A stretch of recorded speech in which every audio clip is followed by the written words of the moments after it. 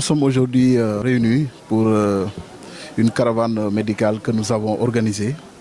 en rapport avec Ziguinchor Assistance Médicale.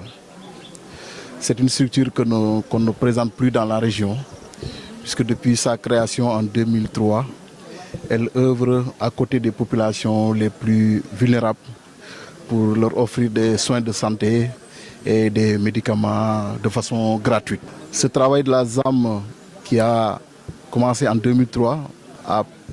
pris une ascendance positive à partir des années 2012 et 2013 à travers une grande collaboration qu'ils ont eue avec le ministre d'État président de la Commission nationale du dialogue des territoires. Et c'est dans ce cadre que l'ANRAC a initié des discussions avec l'AZAM et ensemble nous avons décidé, à travers un partenariat qui a été matérialisé aujourd'hui matin ici même à Niassia, que nous avons matérialisé donc par la signature d'une convention qui nous permet chaque année de pouvoir faire bénéficier aux populations déplacées les activités de l'AZAM. Comme vous le savez, ce sont des populations qui ont entamé une dynamique de retour depuis 2012 à la suite de l'accalmie qu'on a notée en Casamance, une accalmie qui a été renforcée par les opérations de sécurisation qui ont été menées par les forces de défense et de sécurité. Cette forte dynamique de retour ne doit pas, comme vous le savez, cacher les nombreuses difficultés sociales auxquelles ces populations sont confrontées. Et parmi ces difficultés, il y a l'énorme problème relatif à la prise en charge sanitaire de ces populations. Un problème qu'elles ont l'habitude de reléguer au second plan en raison de la précarité et de la vulnérabilité dans lesquelles ils vivent.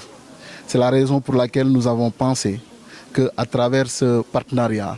à travers cette convention, nous pouvons en tout cas contribuer à prendre en charge cette préoccupation sociale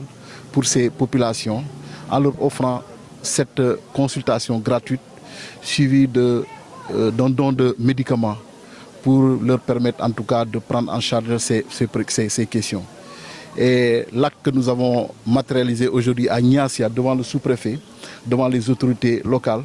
constitue en tout cas l'étape première de cette collaboration que nous souhaitons franche et qui va permettre en tout cas chaque année de pouvoir cibler des localités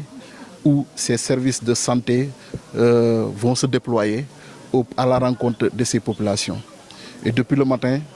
nous avons fait le tour à partir de Niaguis, plus précisément dans la localité de Bissine et ses 13 villages environnants. Et nous avons terminé aujourd'hui par Niassia. Et nous ne pouvons que nous réjouir de cette première expérience qui déjà à mi-étape a permis de noter en tout cas un succès franc de cette opération, puisque les statistiques nous ont montré qu'aux environs de 14 heures, nous en étions à presque 1000 consultations. Donc Niaguis, Niassia jumelés. Nous avons noté également une forte affluence des populations, une bonne organisation donc, que les préfets, les différents sous-préfets ont mis en place avec des dispositifs qui ont travaillé